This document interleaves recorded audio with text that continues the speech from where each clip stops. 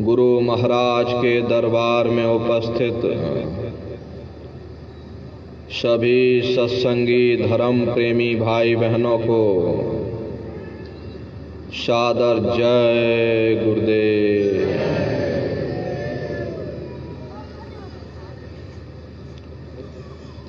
प्रेमी भाई बहनों, ये परम सौभाग्य का समय है। बहुत समय बाद हम प्रेमी भाई बहन गुरु महाराज के दरबार में उपस्थित हुए हैं। वह दर्शन करने का, पूजा करने का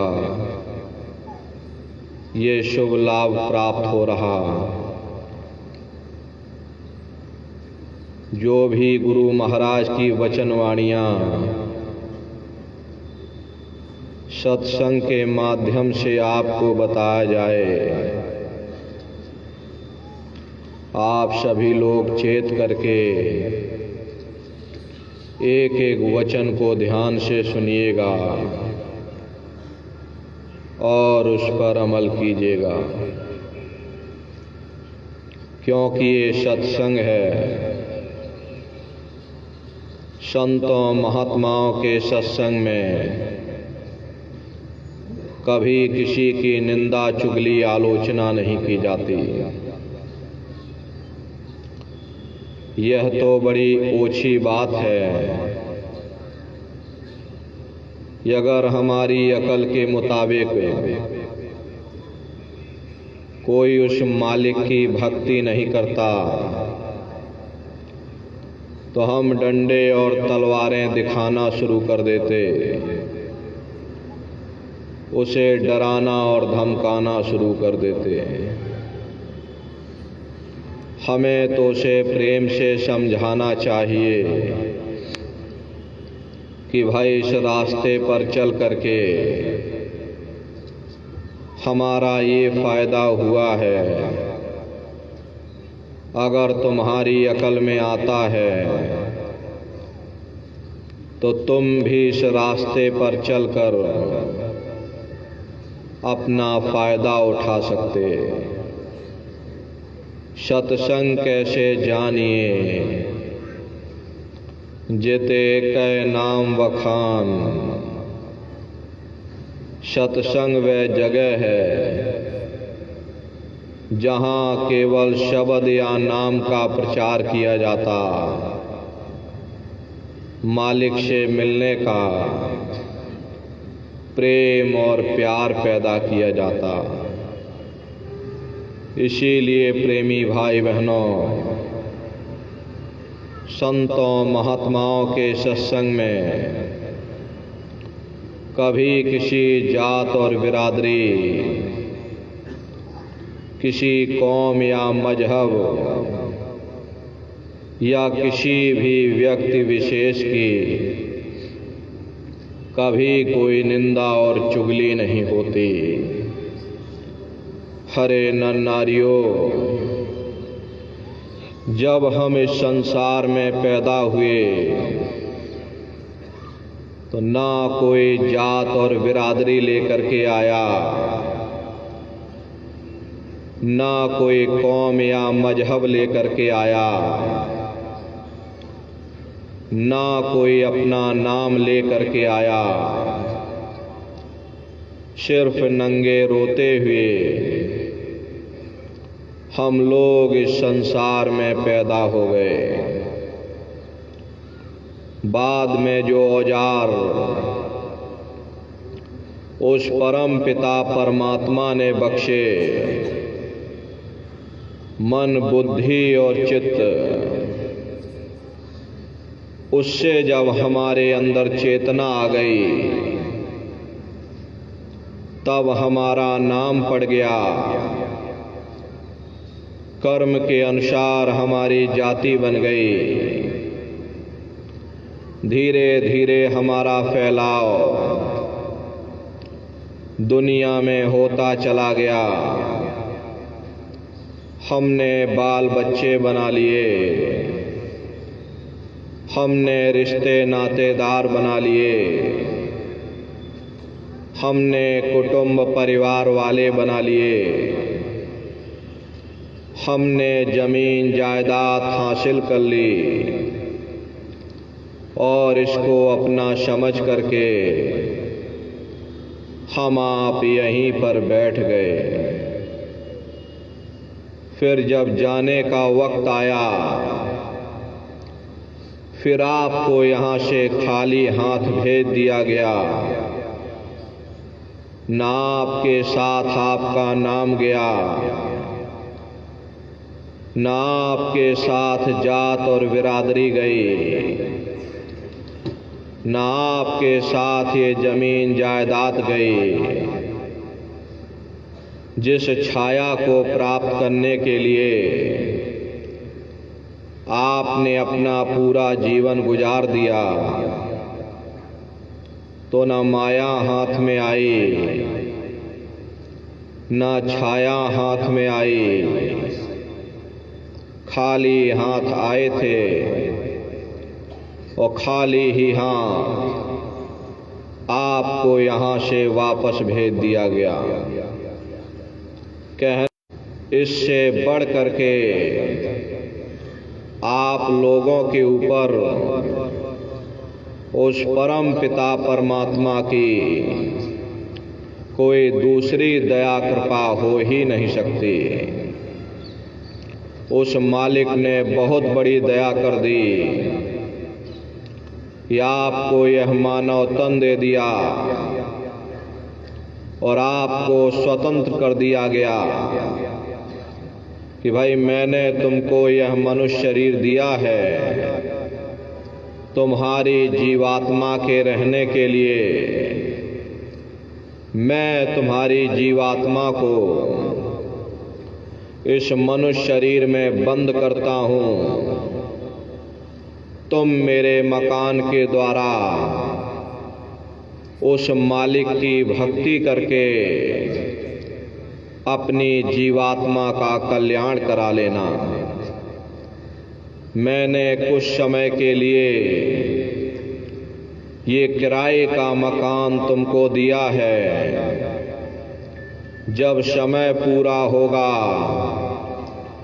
मेरे सिपाही आएंगे, उस समय तुमको यह किराए का मकान खाली करना पड़ेगा। उस समय न जमीन जायदाद काम आएगी, न रुपया पैसा काम आएगा, न ये रिश्ते नातेदार काम आएंगे, न डॉक्टर वैद्य हकीम काम आएंगे। मन को, बुद्धि को, चित्त को और जीवात्मा को निकाल करके इस शरीर से बाहर कर दिया जाएगा। ये शरीर आपका यहीं जमीन पर गिर पड़ेगा, क्योंकि जीवात्मा के निकल जाने के बाद में ये शरीर सिर्फ एक माटी का पुतला है, उससे ज़्यादा कुछ भी नहीं। आप इस मिट्टी के पुतले को ले जाकर शमशान भूमि पर जला करके राख कर दोगे।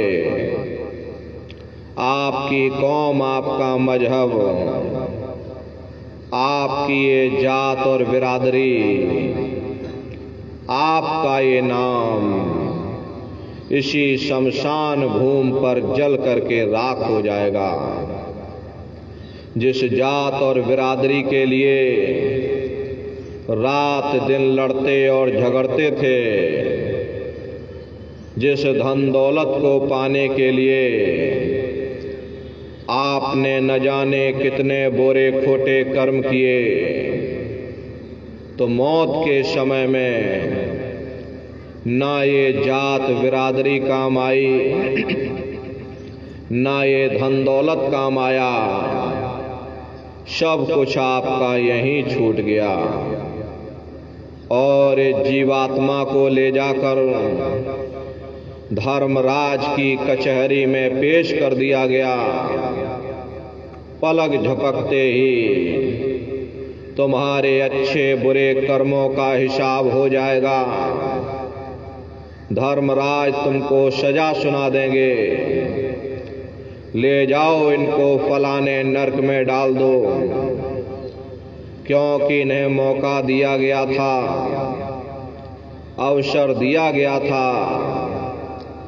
अब की बार गीता रामायण को पढ़ करके, किसी धर्म पुस्तकों को पढ़ करके, किसी संत महात्मा की खोज करके, उनके बताए हुए रास्तों पर चल करके, उस मालिक की भक्ति करके अपनी जीवात्मा का कल्याण करा लेना। इस उद्देश्य के लिए आपको यह मानव तन दिया गया था, लेकिन आप अपने उद्देश्यों को ही भूल गए, अपने वादों को ही आप भूल गए। वो वादा जो आपने माँ के गर्भ में किया था उस परम पिता परमात्मा से कि हे परमात्मा, इस बार हमको मानव तन दे दो, मनुष्य शरीर दे दो, हम भजन करेंगे, भक्ति करेंगे, अपनी जीवात्मा का कल्याण करेंगे। लेकिन मानव तन मिलने के बाद आप अपने वादे को भूल गए और इस माया की छाया में फंस करके, इस मिथ्या जगत को अपना मान करके आप इसी में गोता खा रहे हैं। हरे नर नारियों, इस दुनिया में कोई संत महात्मा फकीर ना मिल जाए, इसीलिए वह मालिक अति दया और कृपा करके संतों महात्माओं को इस धरा भूमि पर भेजते हैं। संत महात्मा फकीर इस धरा धाम पर आकर के जीवों को समझाने का प्रयास करते कि भाई वो परमात्मा है, वो आपको मिलेगा, जीते जी मिलेगा, इसी मनुष्य शरीर में मिलेगा। इसी मनुष्य शरीर के अंदर जा कर के परमात्मा से मिलने का वह एकमात्र दरवाजा है, और उस दरवाजे का भेद केवल संतों महात्माओं को ही प्राप्त है। ये दुनिया के लोग, दुनिया की आवाम जनमानस भौतिकता के ज्ञान को पढ़ करके अहंकार में डूबी रहती, हमसे बड़ा कोई ज्ञानी नहीं। लेकिन उन बेचारों को नहीं मालूम कि जहाँ दुनिया का ज्ञान समाप्त होता है, उसी के सिर की चोटी से ये आध्यात्मवाद, आत्मा और परमात्मा का ये गूढ़ ज्ञान, रहस्य विज्ञान प्रारंभ होता। उस विज्ञान को पाने के लिए सबसे पहले यह जरूरी है कि पहले आप मानवतावादी बने, मानव धर्म और मानव कर्म को अपनाएं। हरे मानव धर्म क्या है कि इंसान इंसान के काम आवे, एक दूसरे की निस्वार्थ भाव से सेवा करे, सत्य, दया, हिंसा, परोपकार आदि गुणों को अपने जीवन में उतार करके और किसी संत महात्मा की खोज करके उनके बताए हुए रास्तों पर चल करके उस मालिक की भक्ति करके अपनी जीवात्मा का कल्याण करा ले, यही इंसान का सबसे बड़ा मानव धर्म है। लेकिन आज इस कलकाल में ये दुनिया की आवाम जनमानस शराबों और कबाबों में, मांस और मदरा में सुख ढूंढने की कोशिश कर रही। ये चरित्र पतन जैसे कार्यों को अपना करके ये आवाम जनमानस कैसे सुखी हो सकती?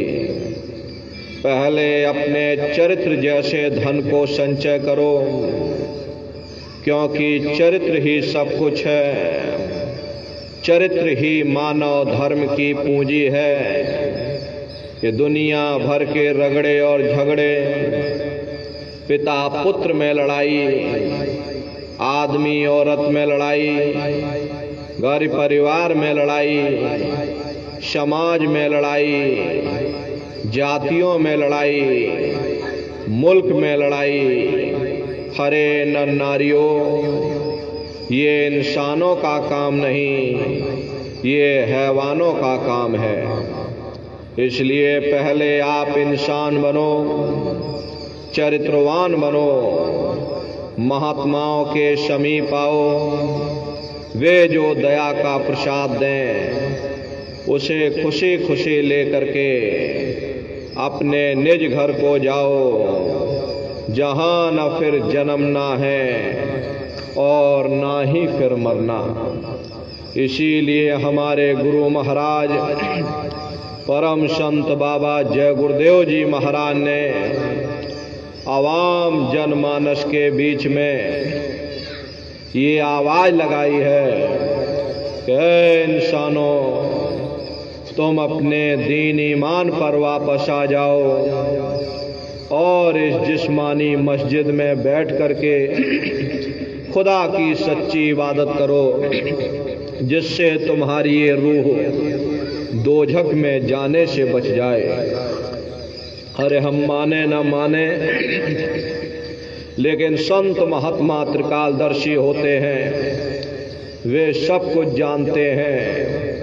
अगर हम उनके वचनों को मान जाएंगे तो हम लोग बच जाएंगे, नहीं तो खाई और खंदक में जाकर गिर जाएंगे। इसीलिए अभी वक्त है उस मालिक से सच्ची प्रार्थना करने का, खुदा के सामने अपने गुनाहों की माफ़ी मांगने का। धर्म मजहब के नाम पर लड़ने और झगड़ने का नहीं, जात और बिरादरी के नाम पर लड़ने झगड़ने का नहीं। अरे हमने बहुत लड़ लिया, बड़े बड़े झगड़े और फसादें की, बड़ी बड़ी नुक्ताचीनी की, सिवाय नफरत के हमको क्या मिला? नफरत की ऐसी ज्वाला जली जिसमें घर जल गया, परिवार जल गया, समाज जल गई, जातियां जल गईं, अब सारा देश जल उठा। इसीलिए सारी मानवता बहुत थक गई। हर कोई ऐसी छांव चाहता है जहां उसे ठंडक मिले, शांति और सुकून मिले। ये सब वहीं मिल सकते हैं जहां शांति के संदेश होते, सुकून के संदेश होते, मानव धर्म और मानव कर्म के संदेश होते। और ये संदेश केवल संत महात्मा फकीर देते, जो समदर्शी होते हैं, जो समस्त जीवों के अंदर उस प्रभु के अंश को देखते। ऐसे समदर्शी उन महात्माओं की खोज करो। ये मत देखना महात्मा किस जाति के हैं, महात्मा किस बिरादरी के हैं। अरे जातियां कर्म के अनुसार बनाई गई, जन्म के अनुसार नहीं। मनुष्य की एक ही जाति है, वो है मानव जाति। और इसी मानव जामे में बैठ करके हमें उस मालिक की भक्ति करनी है। अरे नर नारियों, सुपच जात के भंगी थे, रैदास जी जात के हरिजन थे, मीराबाई जात की छत्राणी थी। अगर वे सब उस मालिक को प्राप्त कर सकते हैं तो आप भी उस मालिक को प्राप्त कर सकते हो। लेकिन बगैर महात्माओं के, बगैर मुर्शिद के कोई भी जीव इस संसार समुद्र से ना कोई पार हुआ और ना ही कोई हो सकता। ये समुद्र ऐसा है जिसके ना इस किनारे का पता न उस किनारे का पता कोई नहीं जान सकता है। ये दुनिया कब बनी, कितनी बार प्रलय और महाप्रलय हो गई, लेकिन इतना जरूर मालूम है कि जिस दिन से दुनिया बनी है हम आप यहीं पर भटका खा रहे। अगर इधर से हवा चली तो नैया हमारी उधर चली गई, अगर उधर से हवा चली हमारी नैया इधर चली गई। न जाने कितने युग और कल्प बीत गए, लेकिन हमारी ये नैया आज तक इस भवसागर से किनारे नहीं लगी। इसलिए नर नारियों, बड़े सौभाग्य से हम आपको ये मानव तन प्राप्त हुआ। अब की बार मौका मिल गया, समय रहते हुए अपनी जीवात्मा के कल्याण के लिए थोड़ा बहुत विचार करिएगा, वरना अगर ये समय निकल गया दोबारा मानव तन नहीं मिलने वाला। महात्मा प्रेम से हमें समझाते हैं कि भाई मिली नर देह यह तुमको, बनाओ काज कुछ अपना, पचो मत इस जग में, जानियो रैन का सपना। हरे नर नारियों, जैसे रात को हम लोग स्वप्न देखते हैं, हालांकि उस समय पर हमें स्वप्न सच मालूम पड़ता, असली प्रतीत मालूम होता है। लेकिन जब सुबह उठते हैं, जब हमारी आँख खुलती है, तब हमें होश आता कि नहीं भाई हम तो स्वप्न देख रहे थे, ये सब भ्रम है। ठीक उसी प्रकार से ये दुनिया भी 10, 20, 100 साल का स्वप्न है। अब आप कहोगे हम जाग रहे हैं, परंतु प्रेमी भाई बहनों, ऐसा हरगिज नहीं है। जिस दिन मौत का वक्त आएगा आप रोगे, हाय हाय करके चिल्लाओगे कि हाय हमने सारी जिंदगी यूं ही स्वप्न में गुजार दी। जागने का समय अभी आया, जो कुछ करना है अभी करना। लेकिन प्रेमी भाई बहनों, अब पछताए होत क्या जब चिड़िया चुग गई खेत। प्रेमी भाई बहनों, जैसे मरीज को मिश्री कड़वी लगती है, हालांकि मिश्री कड़वी नहीं होती, बल्कि मरीज के मुंह का जायका कड़वा होता। उसे चाहे कितने अच्छे अच्छे भोजन दे दो, हलवा पूड़ी पकवान बना करके खिला देना, उसे अच्छा नहीं लगेगा। ठीक उसी प्रकार से यह मनुष्य भी इंद्रियों के भोग और रोग में, शराबों और कबाबों में, मांस और मदिरा में, दुनिया की लज्जतों में इस कदर से फंसा हुआ, यहाँ से निकलना दुश्वार हो गया।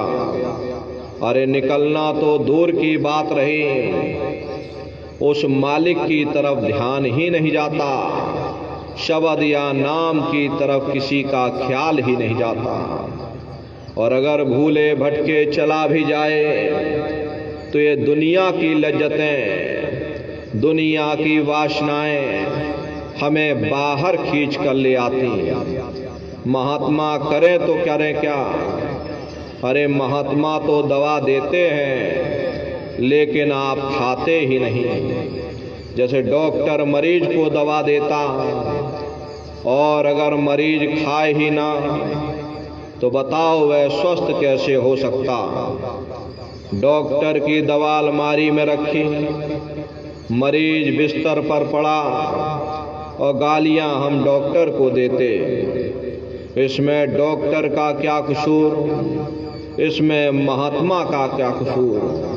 प्रेमी भाई बहनों, महात्मा प्रेम से हमें समझाते हैं कि भाई श्वास दुधारा नित ही जारी, एक दिन खाली चाम, एक तालाब पानी से चाहे कितना भी क्यों ना भरा हो, आप एक छोटी सी नाली काट कर खोल दीजिएगा, सारा पानी ही बाहर निकल जाएगा। ठीक उसी प्रकार से हमारा ये शरीर भी श्वासों का भंडार है। जब तक श्वासों का भंडार जारी है, हम दुनिया के कामकाज में फंसे हुए, दुनिया के कारोबार में उलझे हुए, लेकिन जिस वक्त ये श्वासों का भंडार खाली होगा, हरे टेलीफोन खड़क जाएंगे, तार पहुंच जाएंगे, संदेश पहुंच जाएंगे, सब रिश्ते नातेदार, सब कुटुंब परिवार वाले, सब अड़ोस पड़ोस वाले मिनटों सेकंडों में इकट्ठा हो जाएंगे। हरे नर नारियों, जिस शरीर से तुम इतना प्रेम किया करते थे, उसे कोई एक रात भी घर में रखने को तैयार नहीं होता। कंधों पर लटका करके शमशान भूमि पर छोड़कर आ जाते। हिंदू लोग तिनका तोड़ाते, जैसे तिनका टूट गया तेरा मेरा रिश्ता नाता टूट गया। मुसलमान सिख या ईसाई लोग खाक की मिट्टी कब्र में डाल देते। जो मेरे लिए खाक की मिट्टी है वह मेरे लिए तू है। अब बताओ प्रेमी भाई बहनों, जिन रिश्ते नातेदारों के खातिर, जिन कुटुंब परिवार वालों के खातिर आपने सारी जिंदगी गुजार दी, इतना इतना कष्ट सहा, इतनी इतनी मुसीबतें सही, सब ने मिनटों सेकंडों में आपसे रिश्ते नातेदारी तोड़ दी। महात्मा कहते हैं कि भाई कुटुंब परिवार मतलब का बिना धन पाश नहीं जाए। ये रिश्ते नातेदार, ये कुटुंब परिवार वाले इस मतलब के संगी साथी हैं। यदि आपकी जेब में पैसा है, सब जैसे तैसे आपसे रिश्ते नातेदारियां कायम कर लेंगे। आज आपकी जेब खाली हो जाए, बेटा बाप को बाप कहने के लिए तैयार नहीं होता। आप रोज कचहरियों में मुकदमों का हाल देखते हो।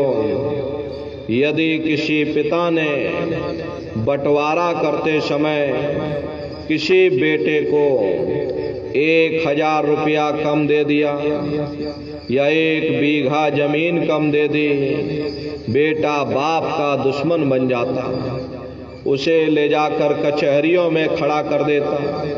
अरे अपना यहाँ क्या है? ये स्वार्थ के संगी साथी प्रेमी भाई बहनों, महात्मा प्रेम से हमें समझाते हैं कि भाई जीव सब लोभ में भूले, काल से कोई नहीं बचना। ये सारा संसार ये काम क्रोध लोभ मोह अहंकार की आग में जल रहा। सारा जगत काल का चबेना है। कबीर शाह ने कहा कि जगत चबेना काल का, कुछ मुख में कुछ गोद में। करोड़ों कौमें आई और चली गईं, करोड़ों युग बीत गए। सतयुग त्रेता द्वापर बीत गया, कलयुग में हम सभी लोग मौजूद हैं, लेकिन अभी तक हमारा छुटकारा नहीं हुआ। अगर हुआ होता तो आज हम सब यहाँ न बैठे होते। हर कई जन्म भय कीट पतंगा, कई जन्म भय मीन कुरंगा, कई जन्म पंखी सर्प होयो, कई जन्म है वर वृक्ष जोयो। मिल जगदेश मिलन की वरिया, चिरंकार यह देश सजरिया। करोड़ों युगों से हम आप कभी कीड़े पतंगों की योनि में, कभी पेड़ पौधों की योनि में, कभी पशु और पंछियों की योनि में भटका खा रहे। प्रेमी भाई बहनों, बड़े सौभाग्य से हमको ये मानव तन प्राप्त हुआ। कुछ अपना भी काम कर लो, अपनी जीवात्मा के कल्याण के लिए थोड़ा बहुत विचार करो। समय रहते हुए अपनी जीवात्मा को परमात्मा के साथ मिला लो। प्रेमी भाई बहनों, ये समय अगर एक बार निकल गया, दोबारा ये मौका आपको नहीं मिलने वाला। इसलिए समय रहते जीवात्मा को परमात्मा के साथ जोड़ दो। ये श्वासों की पूंजी बहुमूल्य है। बड़े बड़े राजे महाराजे आए, सारी जिंदगी उन्होंने गुजार दिया ये किला बनाते बनाते। आज उनके किलों को जाकर देखिए, खंडहर बने पड़े हुए हैं। विश्व विजेता सिकंदर भी सारी दुनिया पर राज करने का ख्वाब देखता था, वो भी मुट्ठी खोल करके चला गया। कोई क्या साथ लेकर जाएगा? जो चीज तुम्हारे साथ में जाने वाली है वो केवल परमात्मा की भक्ति है। और परमात्मा की भक्ति हम केवल मनुष्य शरीर के द्वारा कर सकते हैं, और किसी भी योनि में हम उस मालिक की भक्ति नहीं कर सकते। और अन्य योनियों में हमको कर्म जो करते हैं उसका भोग प्राप्त होता है, लेकिन मनुष्य योनि ऐसी है जिसमें हम कर्म कर सकते हैं। तो प्रेमी भाई बहनों, ये अवसर आपको मिला हुआ, ये वक्त आपको मिला हुआ, ये मानव तन दुर्लभ देही आपको मिली है। समय रहते हुए अपनी जीवात्मा के कल्याण के लिए थोड़ा बहुत विचार करिए। समय रहते हुए जीवात्मा को अपनी सूरत को शब्द के साथ जोड़ दो। सूरत शब्द नाम की कमाई करना, सब जतन दूर अब धरना, और कोई दूसरा उपाय करने की जरूरत नहीं। इस कलयुग में यदि कोई सनातन से सनातन मार्ग है तो वह केवल सूरत शब्द नाम की कमाई है।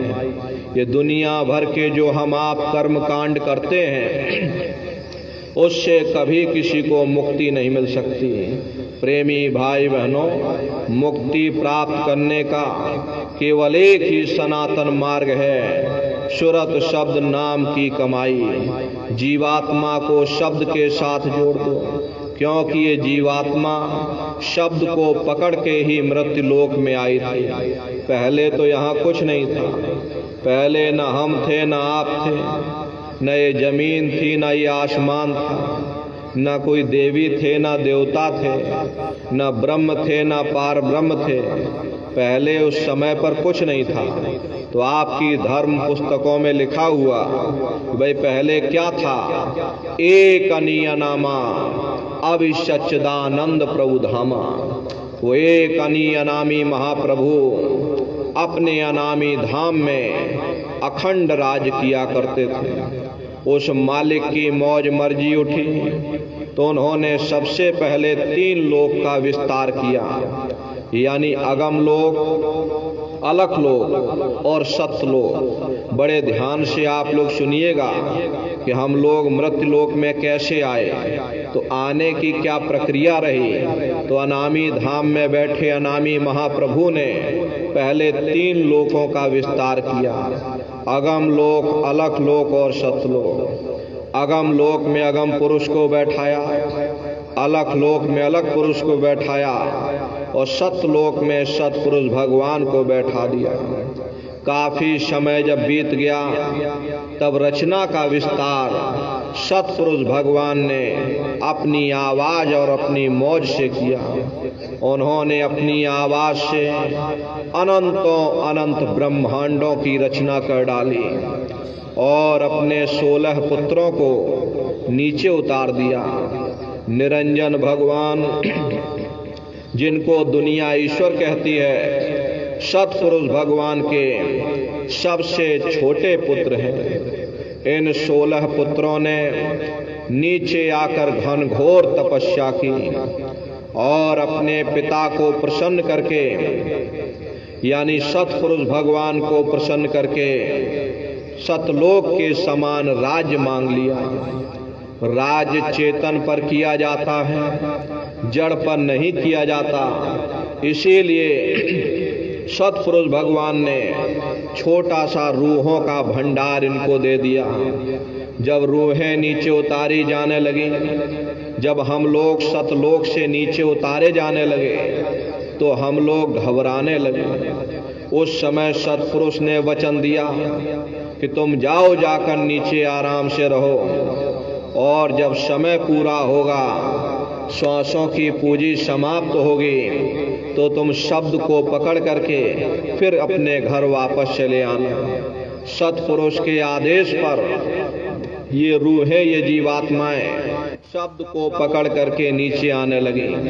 तो सबसे पहले 4 प्रकार के कपड़े, कारण, सूक्ष्म, लिंग और स्थूल, 4 प्रकार के कपड़े जीवात्माओं पर डाले गए और परत दर परत इसी स्थूल शरीर में, इसी स्थूल लोक में, यानी मृत लोक में, दोनों आंखों के मध्य भाग में जीवात्मा को बैठा दिया गया। जब जीवात्माएं यहाँ मृत लोक में आई, जब हम आप नीचे आ गए, तब हमारी आपकी आंख कान खुली हुई थी। उस समय सतयुग का समय था। सतयुग योगी सब विज्ञानी, कर हर ध्यान तरें भव प्राणी। उस समय सब ज्ञानी और विज्ञानी थे, सबकी आंख कान खुली हुई थी, रोज मालिक का दर्शन करते थे, रोज आते और रोज जाते थे। और जब श्वासों की पूंजी समाप्त हो जाती थी, ये जीवात्माएं शरीर को छोड़ करके और उसी शब्द को पकड़ करके ये जीवात्माएं अपने घर यानी सचखंड में वापस चली जाती थी, फिर कभी लौट कर मृत्युलोक में नहीं आती थी। ऐसे न जाने कितनी खेपें निकल गईं। तब काल भगवान ने विचार किया, यानी निरंजन भगवान ने विचार किया कि हमने इतनी मेहनत की, इतनी तपस्या की, सतपुरुष भगवान को प्रसन्न करके रूहों का छोटा सा भंडार मांग लिया। अगर ये रूहें, अगर ये जीवात्माएं ऐसे ही अपने घर वापस लौट जाएंगी तो एक दिन मेरा राज्य खाली हो जाएगा, फिर हम राज्य किस पर करेंगे। तो उन्होंने बड़ी होशियारी के साथ कर्मों का विधान बना दिया। कर्मों का विधान बना करके जीवात्माओं को सुना दिया गया कि भाई ये पुण्य कर्म है, ये पाप कर्म है, ये शुभ कर्म है, ये अशुभ कर्म है। और इन जीवात्माओं को कह दिया कि काल रूप में तिनकर भ्राता, शुभ अशुभ कर्म फल दाता। यानी मैं काल रूप हूँ और शुभ अशुभ कर्मों का मैं फल दूंगा। यानी कर्म करने की स्वतंत्रता हमको आपको दे दी और फल देने का अधिकार इन्होंने अपने हाथों में रख लिया। धीरे धीरे ये जीवात्माएं कर्मों की बेड़ियों में जकड़ती चली गईं। अब कर्म तो कर्म ही होते हैं। जिस नाम की डोरी को पकड़ करके ये जीवात्माएं यहाँ मृत लोक में आई थीं, कर्मों के ऐसे अंबार लगते चले गए, वो नाम की डोरी हाथ से छूट गई। तब से लेके आज तक न जाने कितने युग और कल्प बीत गए, हम आप यहीं पर भटका खा रहे हैं। अगर वो नाम की डोरी हाथ में आ जाए तो प्रेमी भाई बहनों, शब्द कर्म की रेख कटावे, शब्द शब्द में जाए मिलावे। शब्द वो अंजन है, शब्द वो साबुन है जो तुम्हारे कर्मों को साफ कर देगा और तुम्हारे शब्द की डोरी को पकड़ा करके शब्द दर शब्द तुम अपने घर वापस पहुंच जाओगे। तो कर्मों का ऐसा अंबार लद गया, ऐसे जीवात्माओं के ऊपर पहाड़ के पहाड़ लद गए, ये जीवात्मा यहीं पर फंसती चली गई। प्रेमी भाई बहनों, महात्मा प्रेम से हमें समझाते हैं कि अगर तुम अपने घर वापस जाना चाहते हो तो एक बार उस शब्द को पकड़ लो, उस नाम को पकड़ लो। प्रेमी भाई बहनों, अगर आपने नाम को पकड़ लिया, यदि आपने उस शब्द को पकड़ लिया, फिर शब्द आपको नहीं छोड़ेगा, खींच करके अपने घर वापस पहुंचा देगा। तो ये सूरत शब्द नाम की कमाई, सूरत को शब्द के साथ जोड़ना है। एक बार सूरत शब्द के साथ जुड़ जाएगी तो प्रेमी भाई बहनों, आप अपने घर वापस पहुंच जाओगे। ये सनातन से सनातन मार्ग है। इस मार्ग को सबसे पहले कबीर साहब ने आकर के खोला। प्रेमी भाई बहनों, कबीर साहब ने सूरत शब्द नाम का मार्ग खोला। उसके बाद और भी बहुत सारे महात्मा आए, नानक, दारू दरिया, भीखा, रविदास, पलटू, जगजीवन साहब और बहुत से राधा स्वामी पंथ में भी महात्मा हुए जिन्होंने सूरत शब्द नाम के भेद को खोला। लेकिन हमारे गुरु महाराज ने इसकी परत दर परत खोल करके रख दी कि भाई दुनिया में कोई युक्ति काम नहीं आएगी। अगर तुम मुक्ति पाना चाहते हो तो एक ही युक्ति करो, अपनी सूरत को शब्द के साथ जोड़ दो। ये जो दुनिया भर के कर्म कांड हैं, इससे कभी किसी को मुक्ति नहीं मिल सकती। प्रेमी भाई बहनों, ये सारी दुनिया कर्म कांडों में फंसी हुई है। दुनिया बाहर परमात्मा को खोज रही है, लेकिन परमात्मा तुम्हारे अंदर बैठा हुआ। बाहर परमात्मा न कभी किसी को मिला और ना ही कभी मिल सकता। महात्मा प्रेम से हमें समझाते हैं, वे अपने अंतर घट में जाओ, अंतर घट में जा करके उस परमात्मा का दर्शन दीदार करो। इन बाहरी कर्म कांडों से न कभी किसी को मुक्ति मिली और ना ही कभी मिल सकती।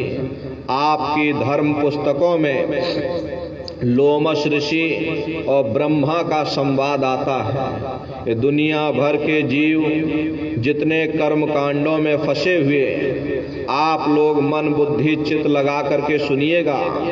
लोमश ऋषि ब्रह्मा के पुत्र माने जाते थे। लोमश ऋषि अपने पिता यानी ब्रह्मा से पूछते हैं कि पितु से पूछ मुक्त की बाता, गंगा का फल कहो विधाता।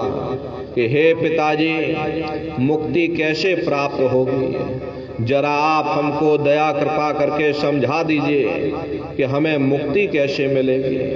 तब लोमश ऋषि के पिता यानी ब्रह्मा ने उनको जवाब दिया कि गंगा का फल भाग सुनाई, गंगा आदि मुक्त की दाई। कि हे लोमश ऋषि, तुम जाओ जाकर गंगा जी में स्नान करो। जो कोई गंगा में स्नान करेगा उसे सहज में मुक्ति मिल जाएगी। जाओ तुम यह काम करो, तुम्हें सहजता से यानी सरलता से तुम्हें मुक्ति मिल जाएगी। तब लोमश ऋषि ने जवाब दिया कि सहस एकादश गंगा नहाया, जा से जौनि मोक्ष का पाया। कि हे पिताजी, मैंने सहस्त्रों वर्षों तक यानी हजारों हजार वर्षों तक गंगा जी में स्नान किया, बड़ी श्रद्धा और आस्था के साथ गंगा जी में डुबकी लगाई, लेकिन मुझे फल क्या मिला। जब मेरी मृत्यु हो गई तो मुझे मछली की योनि में डाल दिया, अनेक जीव मार मोए खाया, ऐसे बहुत बहुत दुख पाया। जब मुझे मछली की योनि में डाल दिया तो अनेकों अनेक जल के जीवों ने मुझे मार मार करके खाया। मुझे कितनी तकलीफ हुई, कितनी मुझे पीड़ा हुई, इसका मैं वर्णन नहीं कर सकता। और हे पिताजी, जय जय तीरथ सबय नहाए, जल जीव जौन माही भरमाए, कि जितने भी तीर्थ थे सभी जगह जाकर मैंने स्नान किया, जल में आशा बांधी, जल में हमको वास मिल गया, लेकिन मुझे मुक्ति नहीं मिली। इसलिए हे पिताजी, ऐसी जुक्ति मुक्ति बतलावो, भवजल पार उतर के जावो। ऐसी जुक्ति, ऐसी मुक्ति का रास्ता हमको बतला दो, जिससे यह जीवात्मा सदा सर्वदा के लिए इस भव सागर रूपी समुद्र से पार हो जावे, हमेशा के लिए जन्म मरण के बंधनों से आजाद हो जाए, फिर कभी हमारी जीवात्मा इस संसार में भटका न खाए, हमेशा के लिए हम आजाद हो जाएं, हमेशा के लिए हमको मुक्ति मिल जाए। हे पिताजी, दया कृपा करके मुझे कोई ऐसा रास्ता बतलाओ। तब लोमश ऋषि के पिता यानी ब्रह्मा उनसे कहते हैं कि हे लोमश ऋषि, लोमश ऋषि सुनिए भाई, सेवा ठाकुर कीजिए जाए। कि हे लोमश ऋषि, तुम जाओ जाकर ठाकुर जी की सेवा करो, चरणामृत व्रत साधो सोए, सहजय में मुक्ति पुण्य होई। रोज रोज ठाकुर जी की सेवा करना, रोज रोज उनका चरणामृत ले लेना, ये सहज से सहज यानी सरल से सरल काम है। रोज रोज पूजा करो और रोज रोज चरणामृत पी लो, जाओ तुम यह काम करो, तुम्हें सहज में मुक्ति मिल जाएगी। तब लोमश ऋषि ने जवाब दिया कि सहस वर्ष ठाकुर को सेवा, दूजा जाना और न भेवा। कि हे पिताजी, मैंने सहस्त्रों वर्षों तक यानी हजारों हजार वर्षों तक ठाकुर जी की पूजा की, उनके सिवाय किसी को कुछ नहीं माना, सब कुछ अपना उनके चरणों में न्योछावर कर दिया। विध विधि ध्यान विधि से कीन्हा, और फल पायो पाहन को लीन्हा। कहते भाई विधि विधि ध्यान यानी विधि और विधान के साथ में जैसे जैसे धर्म ग्रंथों में उल्लेख है, ठीक उसी प्रकार से मैंने विधि विधान के साथ में ठाकुर जी की पूजा की, लेकिन मुझे फल क्या मिला?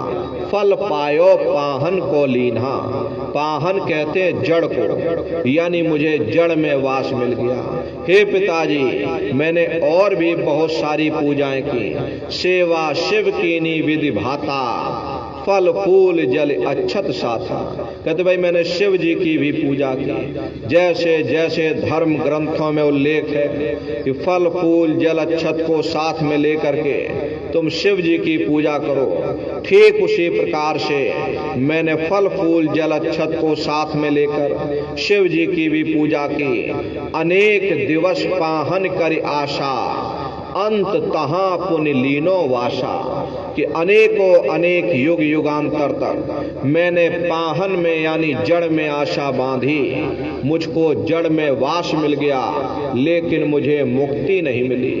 हे पिताजी, मैंने बहुत भटक लिया, ऐसा मुझे कोई रास्ता बताओ जिससे मुझे मुक्ति मिल जाए, ये जीवात्मा सदा सर्वदा के लिए इस भवसागर रूपी समुद्र से पार हो जावे। हे पिताजी, दया कृपा करके ऐसी जुक्ति ऐसी मुक्ति का रास्ता हमको बतला दो।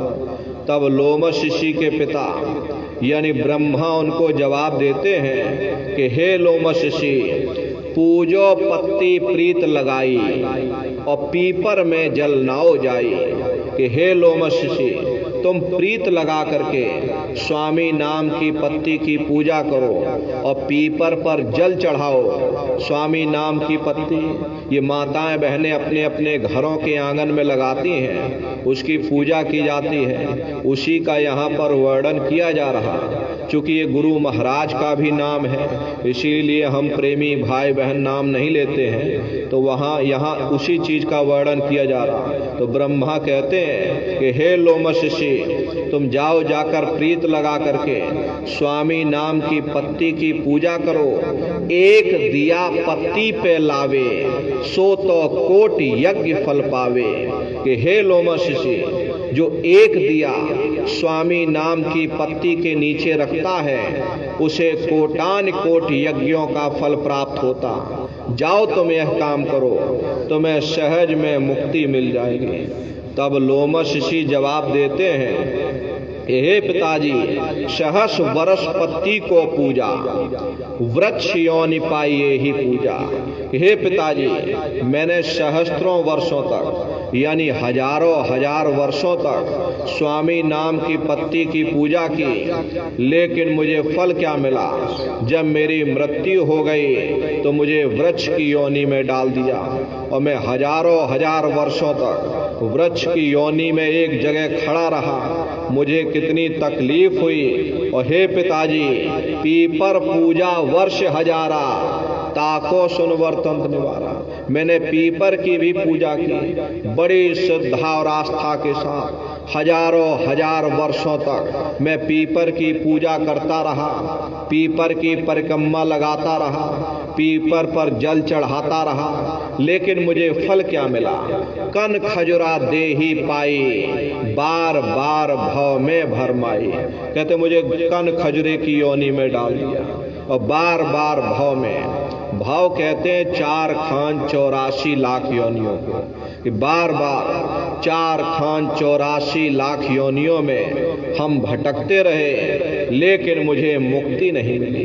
हे पिताजी, दया कृपा करके, मैंने बहुत भटक लिया, मुझे इतनी तकलीफ हुई, भटकते भटकते मेरा समय बर्बाद होता जा रहा। हे पिताजी, दया कृपा करके मुझे कोई ऐसा रास्ता बतलाओ जिससे मुझे मुक्ति मिल जाए। तब लोमश ऋषि के पिता यानी ब्रह्मा उनको समझाते हैं कि हे लोमश ऋषि, एकादशी करो तुम जाई, याते मुक्ति सहज में पाई। कि हे लोमश ऋषि, तुम जाओ जाकर एकादशी का व्रत रखो, तुम्हें सहज में मुक्ति मिल जाएगी। तब लोमश ऋषि जवाब देते हैं कि सहस वर्ष एकादश कीन्हा, अंत जन्म माखी को लीन्हा। कि हे पिताजी, मैंने सहस्त्रों वर्षों तक यानी हजारों हजार वर्षों तक एकादशी का व्रत किया, लेकिन मुझे फल क्या मिला? जब मेरी मृत्यु हो गई तो मुझे मक्खी की योनि में डाल दिया।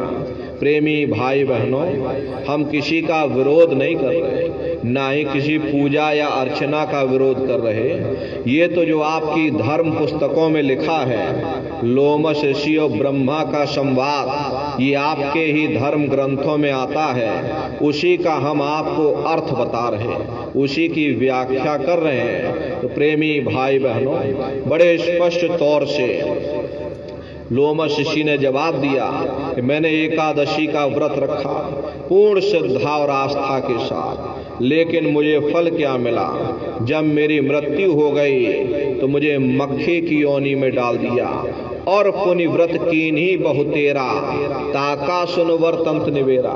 कि हे पिताजी, मैंने और भी बहुत सारे व्रत किए, लेकिन मुझे मिला कुछ भी नहीं। मैं खाली का खाली रह गया, मेरा जन्म बर्बाद हो गया। प्रथम व्रत एतवार को कीन्हा, याते जन्म चील को लीन्हा। कि हे पिताजी, मैंने बड़ी श्रद्धा और आस्था के साथ हर इतवार को व्रत किया, लेकिन मुझे फल क्या मिला? जब मेरी मृत्यु हुई मुझे चील की योनि में डाल दिया गया। मंगल बहुविधि व्रत रहाई, याते जन्म सुअर को पाई। अब लोमश ऋषि कहते हैं कि हे पिताजी, बड़ी श्रद्धा और आस्था के साथ मैंने मंगलवार का भी व्रत रखा, लेकिन मुझे फल क्या मिला? जब मेरी मृत्यु हो गई मुझे सुअर की योनि में डाल दिया और पुनि व्रत तीज को कीन्हा, कुकर जन्म ताही से लीन्हा। कि हे पिताजी, मैंने बड़ी श्रद्धा और आस्था के साथ तीज का भी व्रत किया, लेकिन मुझे फल क्या मिला? जब मेरी मृत्यु हो गई मुझे कुकर की योनि में यानी कुत्ते की योनि में डाल दिया गया और परदोष नेम से कीन्हा, खर को जन्म ताही से लीन्हा। कहते भाई बड़े नियम और संयम के साथ, जैसे जैसे धर्म ग्रंथों में उल्लेख है ठीक उसी प्रकार से नियम और संयम के साथ मैंने प्रदोष व्रत भी किया, लेकिन मुझे फल क्या मिला? जब मेरी मृत्यु हुई तो मुझे खर की योनि में यानी गधे की योनि में डाल दिया, इसमें से निकाला उसमें डाल दिया। अब उसे आप सजने और संवारने में लग गए, तो तब तक ले जाकर दूसरे खोल में डाल दिया, उसे सजने संवारने में लग गए, तब तक ले जाकर तीसरे खोल में डाल दिया। ऐसे ये मदारी नचाता रहता और आप बंदर की तरह नाचते रहते। तो लोमश ऋषि कहते हैं, नौमी व्रत अष्टमी की ना याते जन्म घूस को लीना, कि हे पिताजी मैंने नौमी का अष्टमी का भी व्रत किया, लेकिन मुझे फल क्या मिला? जब मेरी मृत्यु हो गई तो मुझे घूस की योनि में डाल दिया। और अंत में लोमश ऋषि कहते हैं, ये अर्प निव्रत की नहीं बहुत तेरा, मैंने और भी बहुत सारे व्रत किए, लेकिन मैं खाली का खाली रहा, मेरा जन्म बर्बाद हो गया। और पुनिव्रत करे झार बनाई, पर मुक्ति हमने नहीं पाई। बड़े स्पष्ट तौर से उन्होंने कहा, मैंने और भी बहुत सारे तीर्थ व्रत किए, लेकिन मुझे मुक्ति नहीं मिली, मैं खाली का खाली रह गया, मेरा जन्म बर्बाद हो गया। हे पिताजी मैंने बहुत भटक लिया, मुझे कोई ऐसा रास्ता बतला दो जिससे हम जन्म मरण के बंधनों से आजाद हो जाएं, फिर कभी किसी योनि में हमको भटकना ना पड़े। हे पिताजी दया कृपा करके मुझे कोई ऐसा उपाय ऐसी युक्ति बतला दो। तब लोमश ऋषि यानी ब्रह्मा कहते हैं कि हे लोमश ऋषि, पुण्य गौ का सबसे भारी, याते मुक्ति होए विचारी। कि हे लोमश ऋषि, मेरा ये विचार है कि तुम थोड़ा दान पुण्य करो, और दान पुण्य में सबसे बड़ा पुण्य गौदान माना जाता। जाओ तुम थोड़ा गौदान करो, तुम्हें सहज में मुक्ति मिल जाएगी। तब लोमश ऋषि जवाब देते हैं कि गौदान कीन्हा बहुतेरा, और जन्म मिला जो बकरी केरा। कि हे पिताजी मैंने बहुत गौदान किया, लेकिन मुझे फल क्या मिला? जब मेरी मृत्यु हो गई मुझे बकरी की योनि में डाल दिया गया, न जाने कितनों ने मेरा शिकार किया, मुझे मार मार कर काट काट कर खाया, मुझे कितनी तकलीफ हुई इसका मैं वर्णन नहीं कर सकता। हे पिताजी जो तुम कही सभी हम कीन्हा, मुक्ति न पायो रयो अधीना। उन्होंने बड़े स्पष्ट तौर से कह दिया कि जो भी आपने विधि बताई, तीरथ व्रत कर्म कांड, इतना संसार में कोई नहीं कर सकता जितना मैंने किया है, लेकिन मुझे मिला कुछ नहीं, मैं खाली का खाली रह गया, मेरा जन्म बर्बाद हो गया।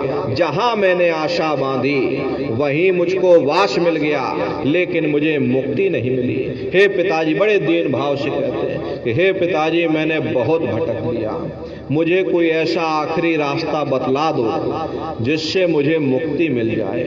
तब अंत में लोमश ऋषि के पिता यानी ब्रह्मा उनको जवाब देते हैं कि लोमश ऋषि में कहो विचारा, और संत शरण से होय उबारा। कि हे लोमश ऋषि मेरा ये अंतिम विचार है कि तुम जाओ, जाकर संतों की शरण में चले जाओ, वहीं से तुमको मुक्ति मिलेगी। तीर्थ व्रत सब झूठ पसारा, नहीं हुई है इनते निर्बारा। ये तीर्थ व्रत सब झूठ का पसारा है, ये मेरे फैलाए हुए जंजाल है, इससे कभी किसी को मुक्ति प्राप्त नहीं हो सकती।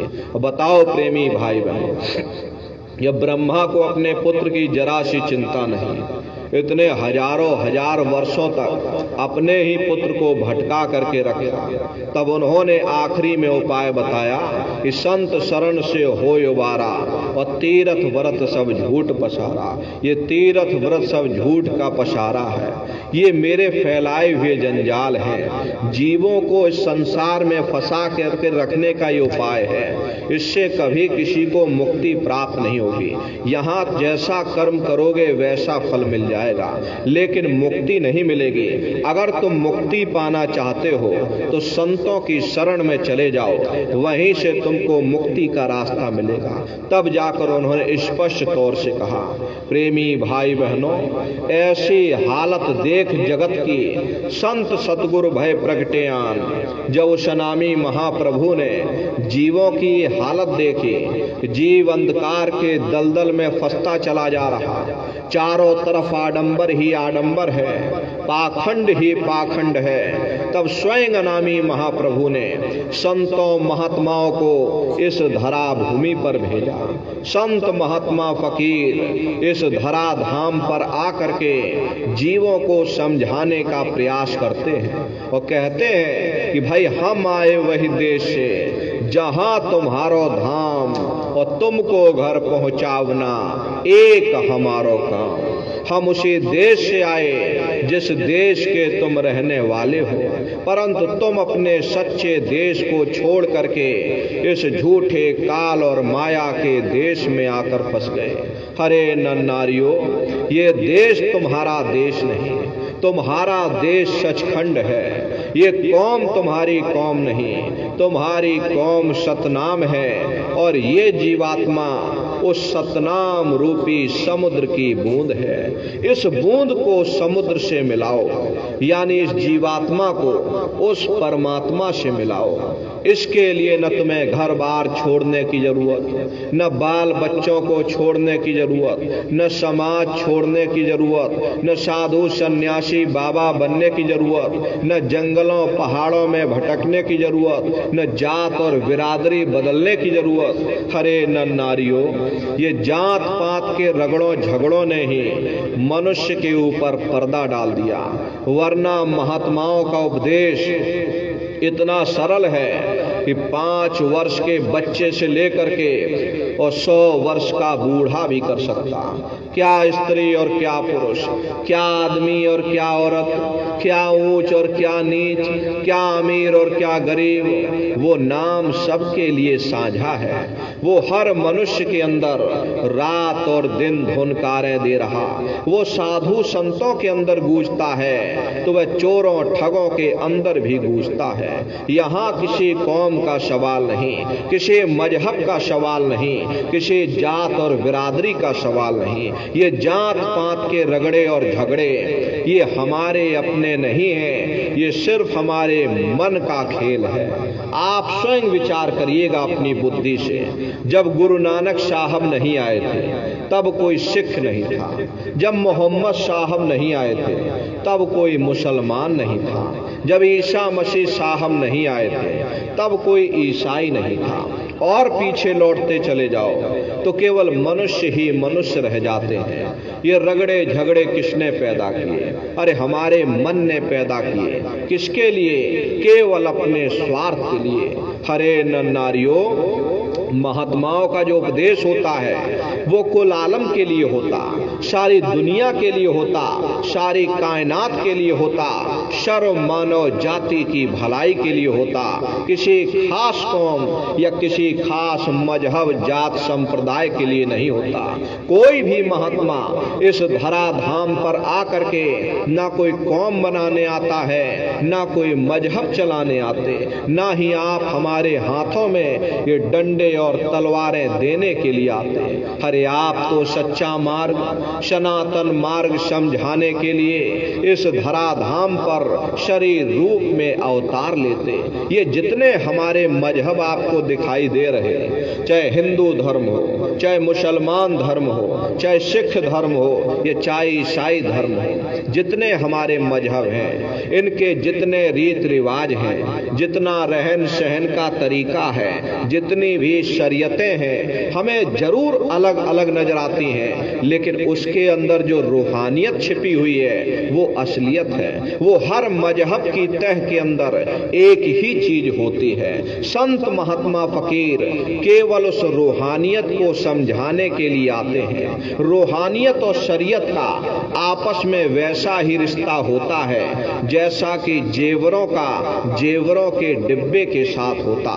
कीमत जेवरों की होती होती है, डिब्बों की नहीं। तलवार को काम आनी होती, म्यान को नहीं। ठीक उसी प्रकार से हमें जो कुछ भी प्राप्त होगा उस रूहानियत से प्राप्त होगा। जब हम रूहानियत से दूर हो जाते हैं तब आहिस्ता आहिस्ता हम शरीयत के कैदी बन जाते, शरीयत के गुलाम बन जाते।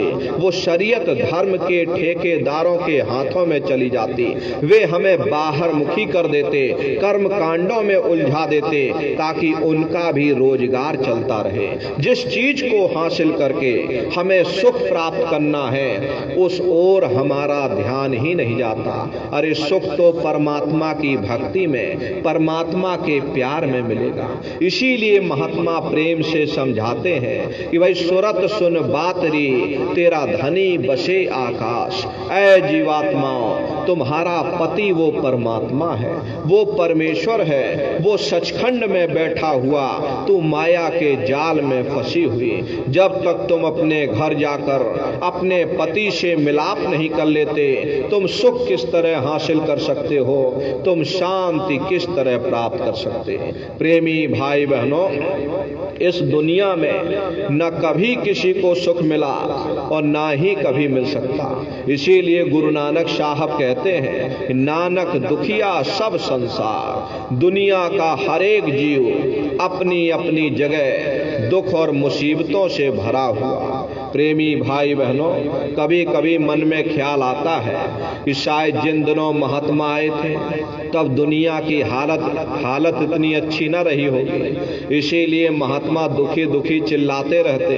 अब तो हमने 100 सालों के अंदर इतनी तरक्की कर ली, बड़ी बड़ी कोठियां बनवा ली, बड़ी बड़ी हवेली बनवा ली, खेती बाड़ी के लिए देखिए बड़े बड़े ट्रैक्टर आ गए, बड़ी बड़ी दवाइयाँ आ गई, बीमारी दूर करने के लिए बड़े बड़े अस्पताल बन गए, अच्छे अच्छे डॉक्टर आ गए। न्याय के लिए क्या कहा जाए, सिविल कोर्ट से लेके सुप्रीम कोर्ट तक बन गया, चाहे कहीं घुमा करके फैसला ले जाओ।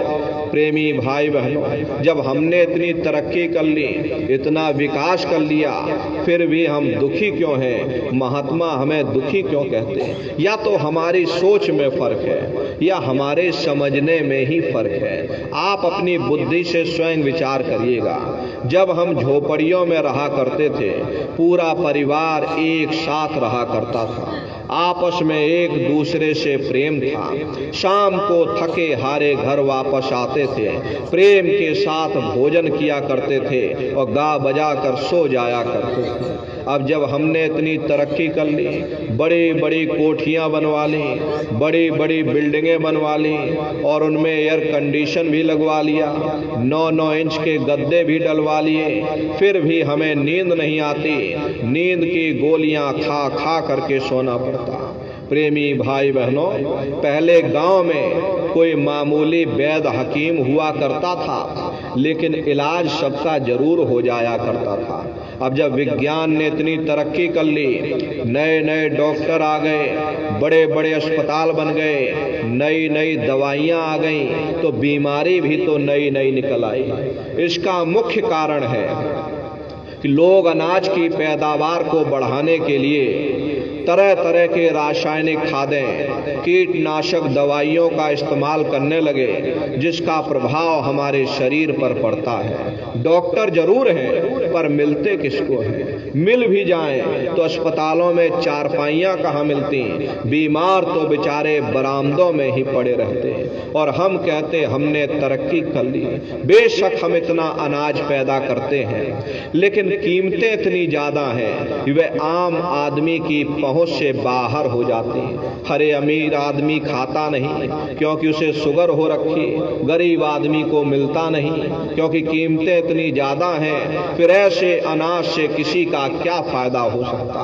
प्रेमी भाई बहनों, पहले गांव में कोई मामूली झगड़ा हो जाता था, 4 भले लोग मिल बैठ करके सुलझा दिया करते थे। अब आप मुकदमा करके देख लीजिए, क्या मजाल 20-25 साल से पहले कोई फैसला आ जाए। किसी से पूछ कर देखिए, किसी को भी फुर्सत नहीं, डॉक्टर को फुर्सत नहीं, जज को फुर्सत नहीं, वकील को फुर्सत नहीं, कारखानेदार को फुर्सत नहीं, उद्योगपतियों व्यापारियों को फुर्सत नहीं, किसी को भी फुर्सत नहीं, सबके चेहरे पर चिंता और तनाव की लकीरें हैं। फिर ऐसी तरक्की से किसी का क्या फायदा हो सकता? अरे नर नारियों, ये तरक्की का कसूर नहीं है, ये हमारा अपना कसूर है। हम उन चीज़ों के कैदी बन गए। ये चीज़ें हमारे लिए बनी थी, ना कि हम उनके लिए बने थे। हम मशीनों के पुर्जे बन गए, मशीनों के मालिक ना बन सके। हमको मालिक बनना चाहिए था। सबको रोटी मिलनी चाहिए थी, सबको कपड़ा मिलना चाहिए था, सबको मकान मिलना चाहिए था, सबका मन निश्चिंत होना चाहिए था। किसी के मन में कोई चिंता और तनाव की लकीरें नहीं होनी चाहिए थी। समाज में प्रेम और सद्भाव की भावना होनी चाहिए थी। माँ बाप का सम्मान होना चाहिए था। अरे यही तो जीवन में हर इंसान मांगता है।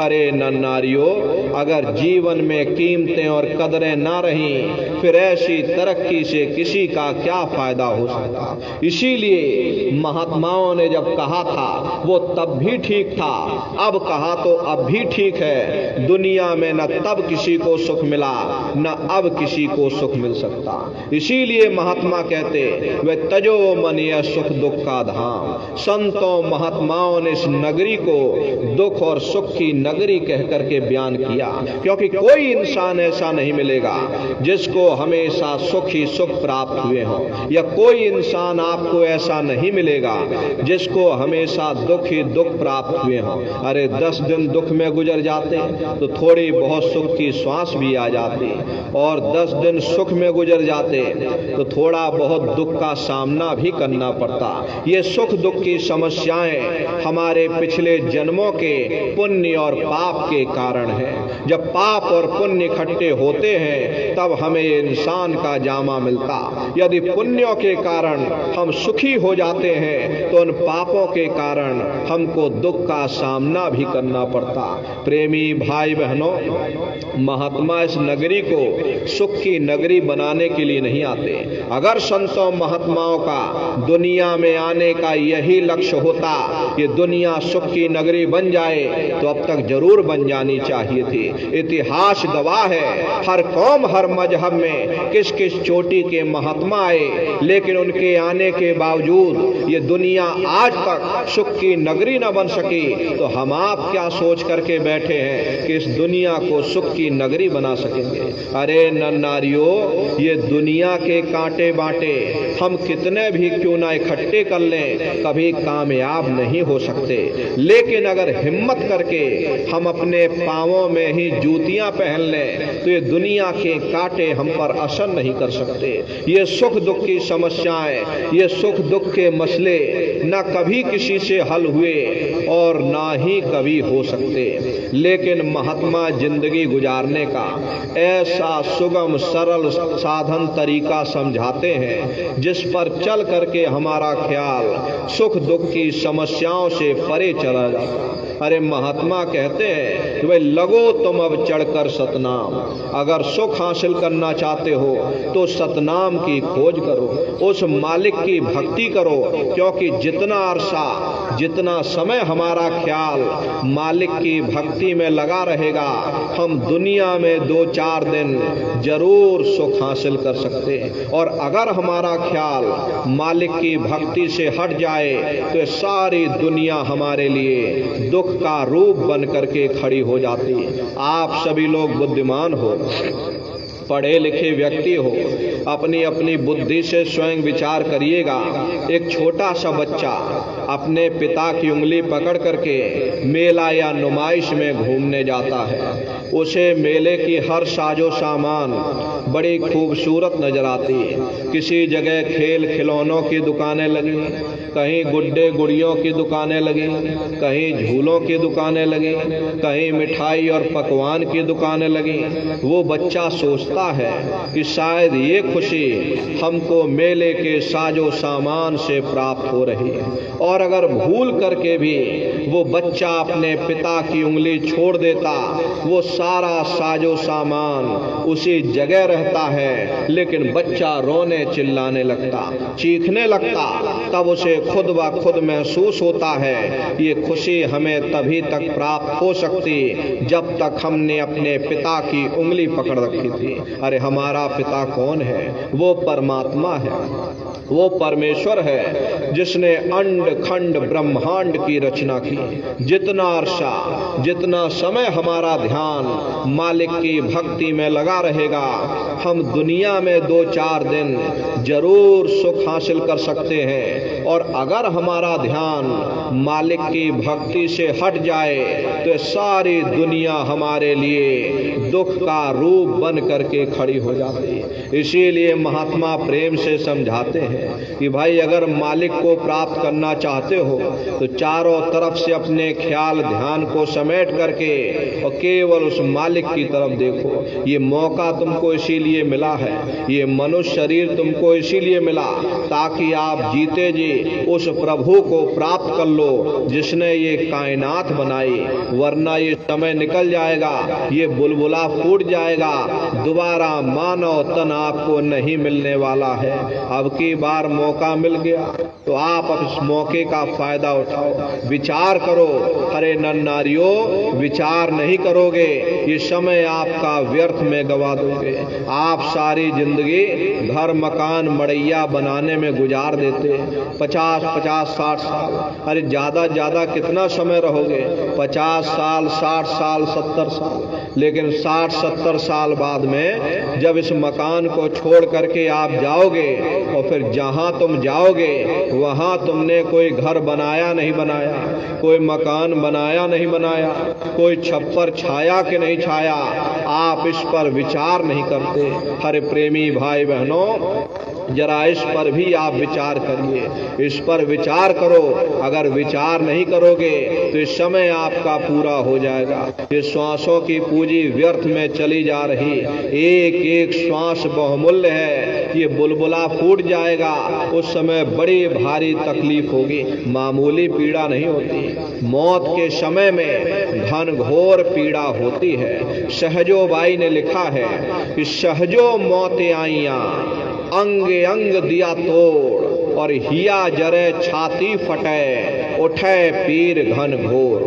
गुरु महाराज सत्संग में कहते थे जैसे 1 लाख बिच्छू एक साथ हमारी जिस्म पर डंक मारे, उससे भी लाखों करोड़ों गुना ज्यादा मौत के समय में दर्द होता है। जब मृत्यु आती है तो जीव की किस तरह से मृत्यु होती है और मृत्यु के समय किस तरह से प्राण निकलते हैं, उसे भी आप लोग समझे रहिए। देखो प्रेमी भाई बहनों, जैसे संसार में महाप्रलय आती है तो महाप्रलय के समय सबसे पहले पूरी पृथ्वी ढह जाती है। ये पृथ्वी पानी में घुल करके पानी बन जाती है। मानो सृष्टि की प्रलय एक बड़ी कयामत है और शरीर की प्रलय एक छोटी कयामत है। तो जैसे ही मौत आएगी सबसे पहले आपका गुदा चक्र टूटेगा, क्योंकि गुदा चक्र में पृथ्वी का वास होता है। गुदा चक्र टूट करके ऊपर इंद्रिय चक्र में समा जाएगा। इंद्रिय चक्र में जल तत्व पाया जाता है। तो प्रेमी भाई बहनों, जल ने पृथ्वी को घोल दिया। फिर जब इंद्रिय चक्र टूटेगा तो यहाँ नाभि चक्र में समा जाएगा। नाभि चक्र में अग्नि तत्व पाया जाता है, यानी अग्नि ने फिर जल को सुखा दिया। ये नीचे से सिमटाव होता है और ये नाभि चक्र जब टूटेगा तो हृदय चक्र में समा जाएगा। हृदय चक्र में वायु का वास होता, यानी वायु ने अग्नि को अपने में समाहित कर लिया और इस तरह से वायु आकाश में उड़ गई।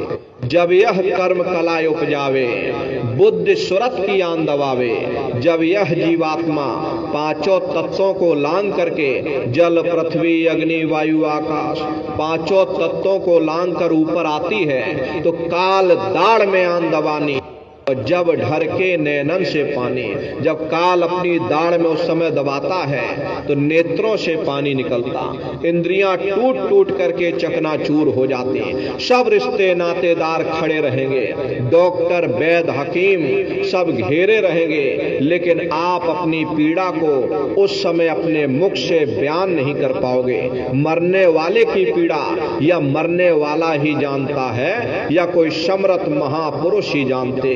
बड़ी घनघोर पीड़ा होती है, सारे चक्र एक एक करके टूट जाते, प्राणों की डोरी टूट जाती, यमदूत आते हैं, जीवात्मा को खींच करके इस शरीर से बाहर कर देते। जैसे जीवात्मा शरीर से अलग हुई, ये शरीर आपका मिट्टी हो जाता, इसे ले जा करके आप शमशान भूमि पर जला करके राख कर देते। आपकी कौम, आपका मजहब, आपकी जात बिरादरी, आपका ये नाम इसी शमशान भूमि पर के जलकर राख हो जाता। प्रेमी भाई बहनों, उधर जीवात्मा को ले जाकर और धर्मराज की कचहरी में पेश कर दिया जाएगा।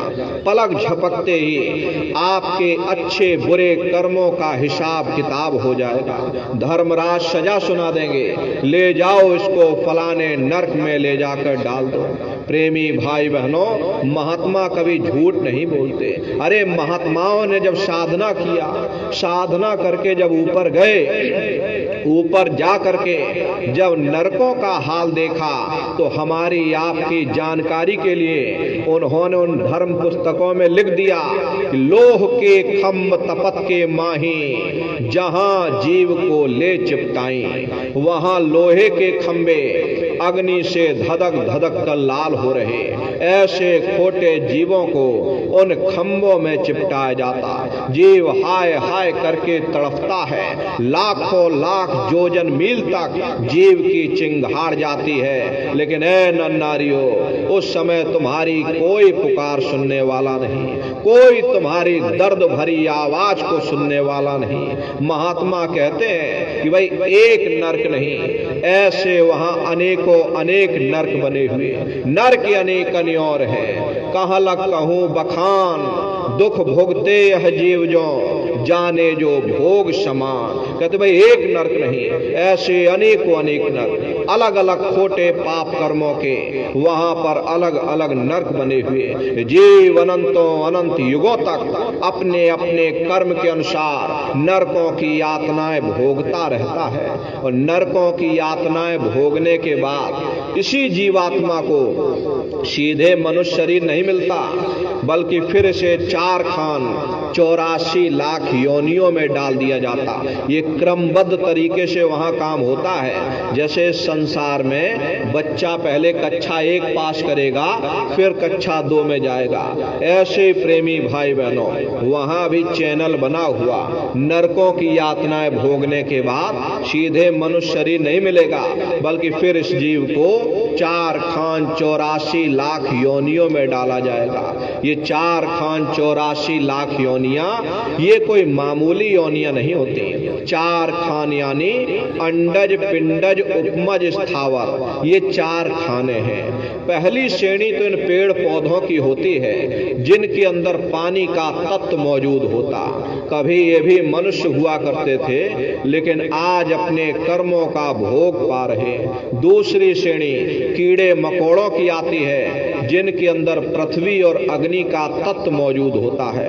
तीसरी श्रेणी पंछियों की आती, चौथी चौपाए जानवरों की आती है, और 5वीं स्वयं इंसान की आती, जिसके अंदर 5 तत्व जल पृथ्वी अग्नि वायु आकाश 5 तत्व मौजूद होते। प्रेमी भाई बहनों, इनकी अलग अलग कुल 84 लाख योनियां होती हैं। अब आप पेड़ पौधों को देखिए, ये नीम का पेड़ अलग है, आम का पेड़ अलग है, पीपल का पेड़ अलग है। ऐसे ही अलग अलग प्रजातियों के कीड़े मकोड़े, अलग अलग प्रजातियों के पशु पंछी, कुल मिलाकर के 84 लाख योनियां हैं। इस संसार में इतने जीव ठसाठस भरे हैं। यदि सुई की एक नोक, सुई की नोक आप सीधे धरातल पर रख दोगे तो उस नोक के नीचे 20 जीव दब करके मर जाएंगे।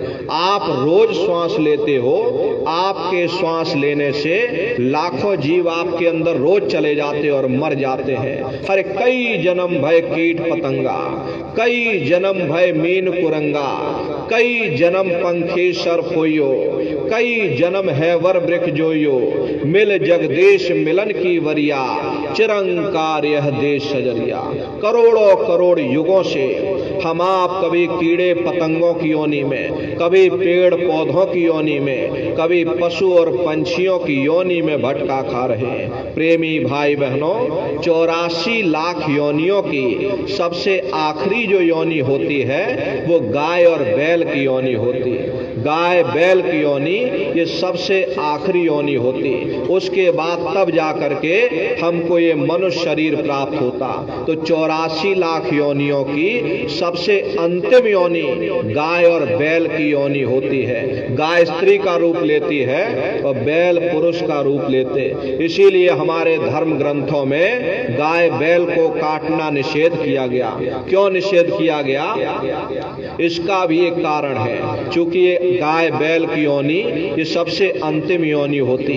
ये जीवात्माएं अपने कर्मों का भोग अनंतों अनंत युगों से भोगती हुई चली आ रही और तब जाकर ये अंतिम पड़ाव पर आती हैं। उसके बाद फिर इनको मनुष्य शरीर मिलना होता। लेकिन यदि हम आप गाय बैल को उस बीच में काट डालेंगे तो फिर ये गाय बैल फिर प्रेत योनि में चली जाएंगी। जितना समय गाय बैल का शेष बचा होगा उतना समय ये प्रेमी भाई बहनों ये जीवात्माएं प्रेत योनि में चली जाती हैं। प्रेत योनि में मुंह इनका छोटा होता है, सुई की नोक के बराबर मुंह होता, पेट बहुत बड़ा होता, इसीलिए भूखे प्यासे रहते हैं। और फिर उसके बाद जब ये बच्चे पैदा होते तो ये चिड़चिड़े पैदा होते। इसीलिए हमारे धर्म शास्त्रों में गाय बैल को काटना निषेध किया गया। प्रेमी भाई बहनों, गाय बैल की योनि ये सबसे आखिरी और अंतिम योनि होती है। उसके बाद तब जाकर हम लोगों को दोबारा ये मनुष्य शरीर प्राप्त होता।